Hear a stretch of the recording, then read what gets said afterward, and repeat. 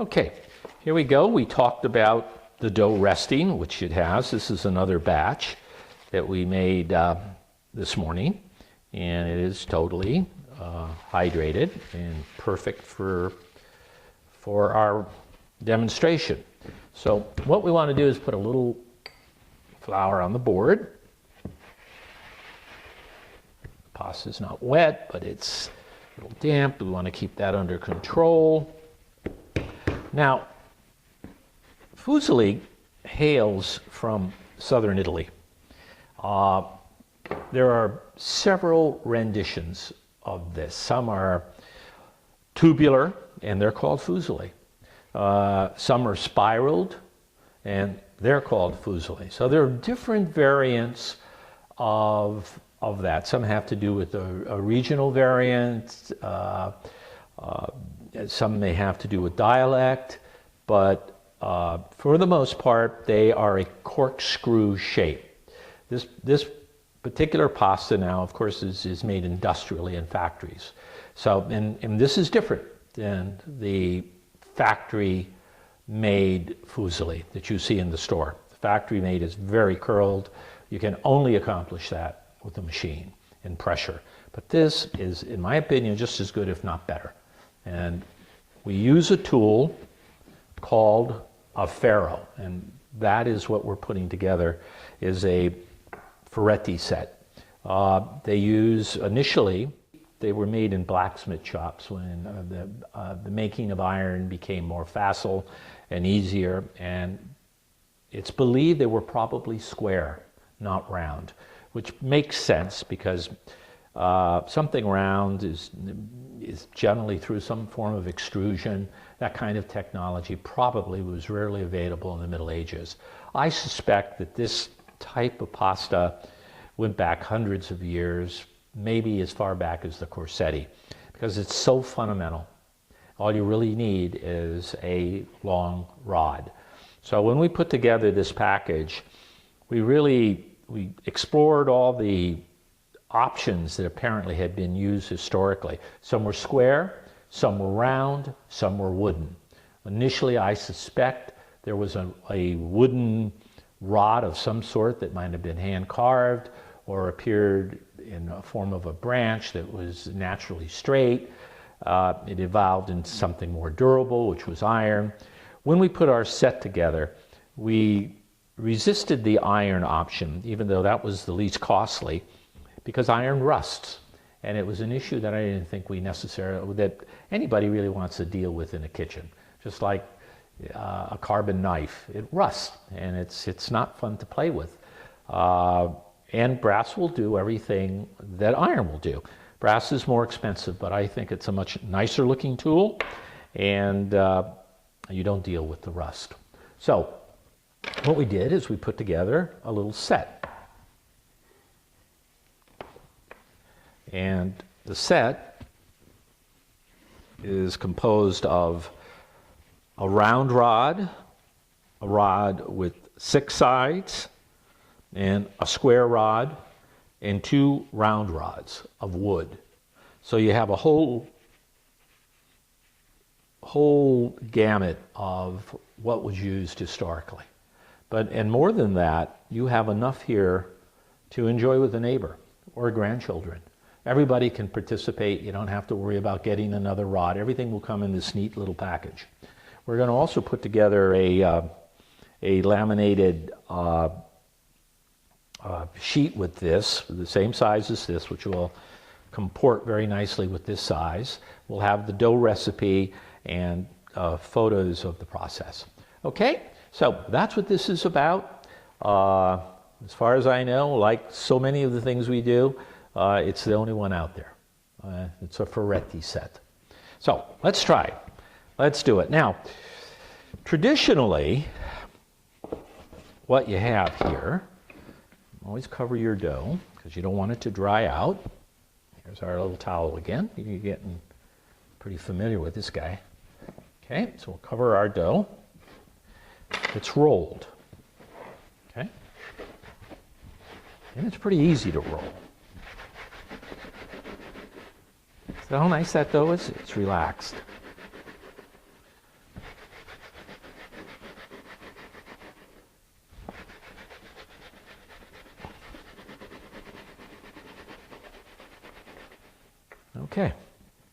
Now, it will sometimes come back on you a little bit. Okay, now you cut it into pieces.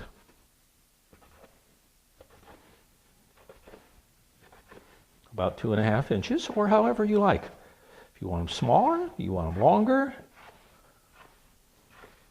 Now, a lot of people will go like this, and like it's the easiest way is to get your, don't put too much pressure in the initial, or it won't slide. So there you go. And believe me, this does not take long when you get going. Now, if I were doing this for a dinner party, I would cut several ropes and then do this all at once. Now, that's all it takes. Can't get much easier than that. You get 4 or 5 people in your home or some grandkids together, they'll just have a ball with this. Kind of is a fun thing. This is kind of like a cavatelli maker.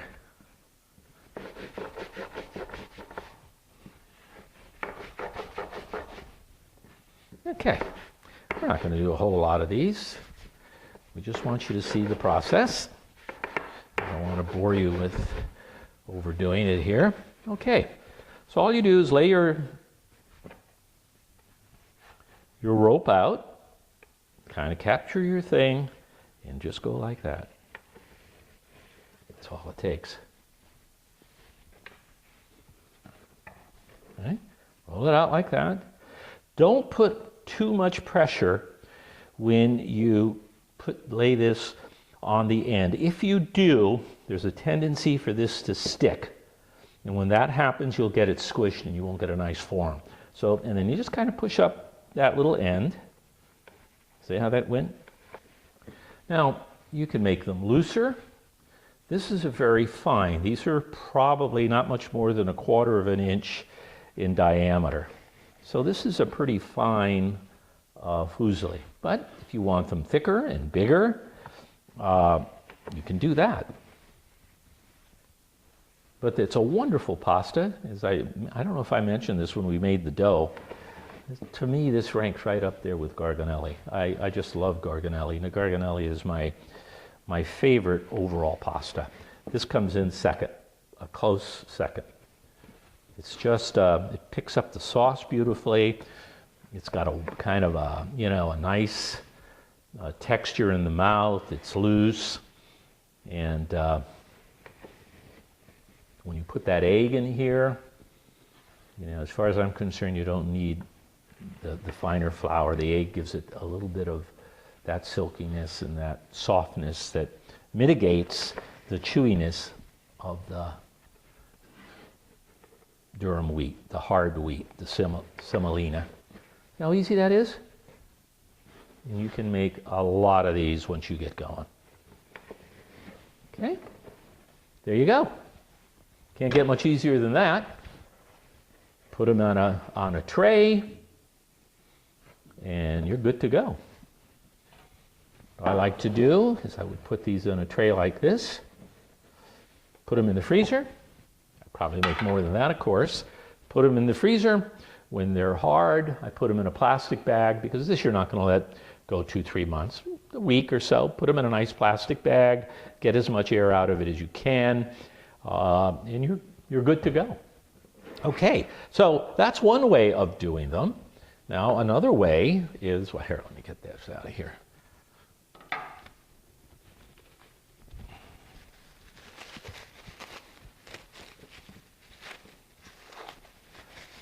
Okay, another way, or another rendition of this is, and this is called Fusilli. I see it more like a Bugatti, a buco, where you have a hole in it, but if you go in the Encyclopedia Britannica pasta, you will definitely see this as a rendition of a Fusilli, a form of Fusilli.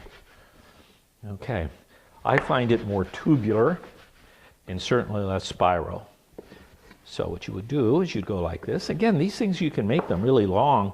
In Italy, they will make some of these that can be a foot long. I think that's too wily, too long. Okay, so you would go like this. You'd put it down right in the middle. Just kind of go like that. See the nice hole? Look at that. And that's all it takes.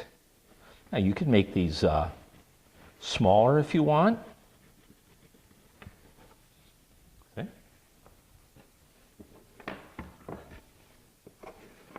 Here's the small one. Very much like a penny. I do not know why these are referred to as a... now look at that. Okay, so as mentioned, I think we've been playing with this. It's a perfect, almost, rendition of a penny. And there's another version that I want to show you that I think, I haven't seen it anywhere, and I don't know why, because I think it's just a marvelous pasta. It's a takeoff on this. Let's see if we can do it. We'll go like this. And now you see what we do.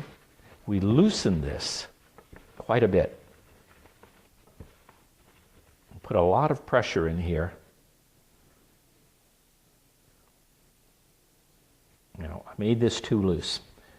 Well, that's where your practice comes in. Okay, let's do it again. But I want you to see this, because I think this is just wonderful. In soups, it would be just incredible. Just give it like that, and you've got to allow it to roll over itself, which it will. Don't feel uncomfortable with that. And don't feel uncomfortable because I made a mistake on that last one. But I want you to see the mistakes. Okay, now here's one I'm talking about. Now, look at that, how thin that is.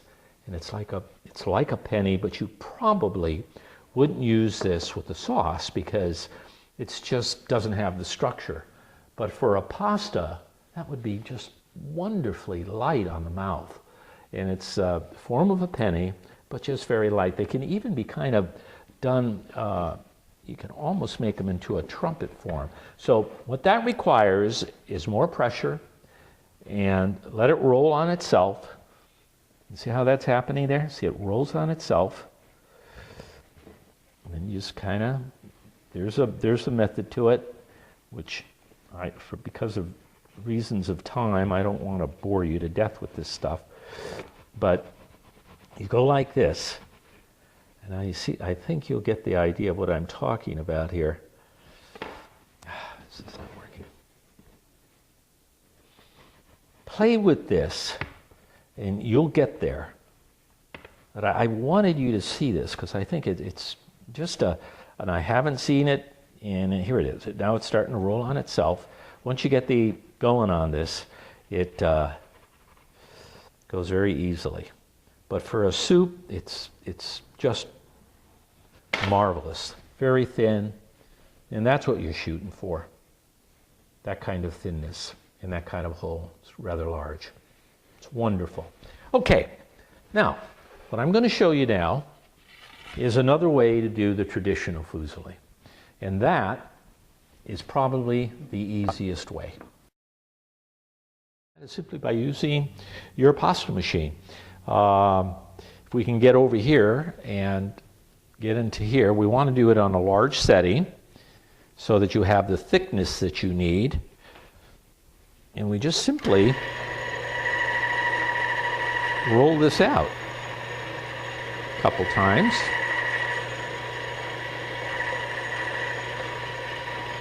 And you can make it as thick as you want. You don't want to make it too thin, but you don't want it too thick either. Okay, it's kind of like that. Now what we do here, we want to do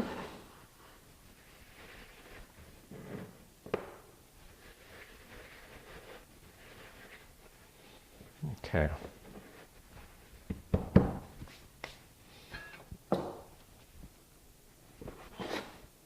We cut them about 1/4 of an inch wide. They're about 1/8 of an inch thick, which I think is a good, so you see how easy that goes? And that's it. I mean, you can do this all day long, and if you have the cutter in your machine, which 99% of the people do, you don't even have to do that. Okay, so we'll just dust them. Very easy to do. Okay? Okay, that's all we have to do. Just like that. Excuse me a moment. I will get another. I want to show you what happens when we use a square. Now, you may have seen other videos on the Fusilli. Now, I told you that we carry 3 different shapes. You've probably heard this clack. Listen to it.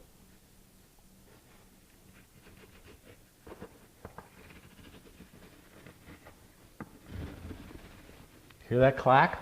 That's because it's square. Okay, and there's your Fusilli. Look how nice and long that is. Okay, so, but that clack that you're hearing is from the square. And you'll see that in several videos. And as I mentioned earlier, it's thought that the first Fusilli, or ferro, was probably square. Okay? How nice that is. Now, the thinner you make these, the less thick it will be, of course, so you'll get a thinner Fusilli.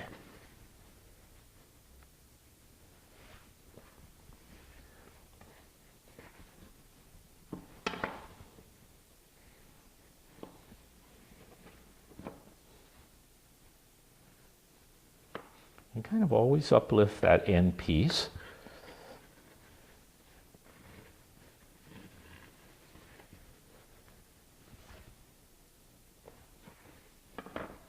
And essentially that's it, but you see how much easier that is? You don't have to roll out any of the doughs.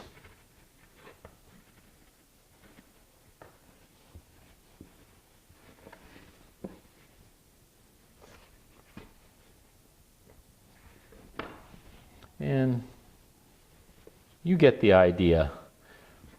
My videos tend to be a little longer than I want to. I just really want to make sure that you get some of the nuances of it, and it's often hard to do unless you say it. So talk about it, but